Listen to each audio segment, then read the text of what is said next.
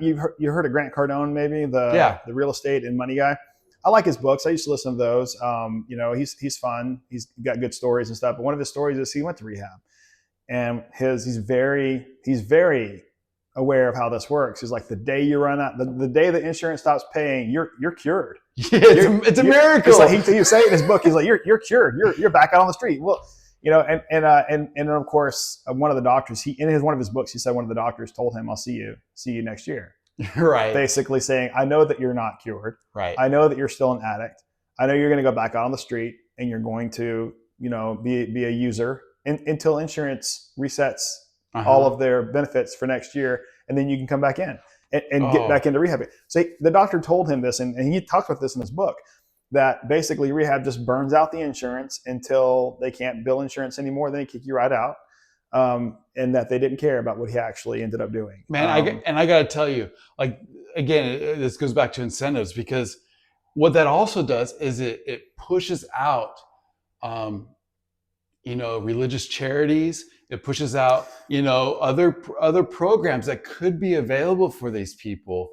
And the government becomes the religion, really. Right. It's like you depend on the government the way you would your church and social group. I've said for years, the greatest commandment that we break, in America today is the first one. Thou shalt not put God before anything else, because we put government before God all the time.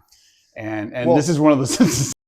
So if you're going to fight somebody, if you're in the political arena right now, largely what you're doing is fighting someone's religious belief, right? Regardless of whatever the thing is, it's still a conviction, a belief, rather than a political thought or idea. So you're fighting their religion. So it does still hit in the healthcare world too, because a lot of the stuff we're talking about here is directly involved in healthcare. Well, it becomes a spiritual war, right? Yeah. At the end of the day.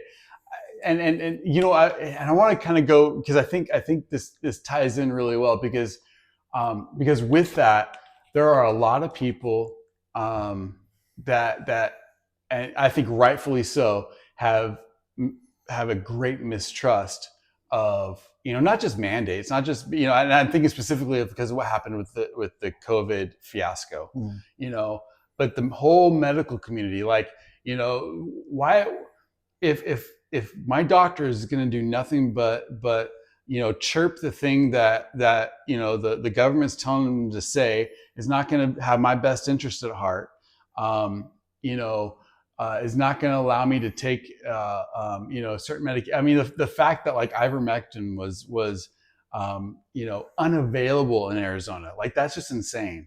That they said you cannot prescribe this perfectly safe medication, for a while.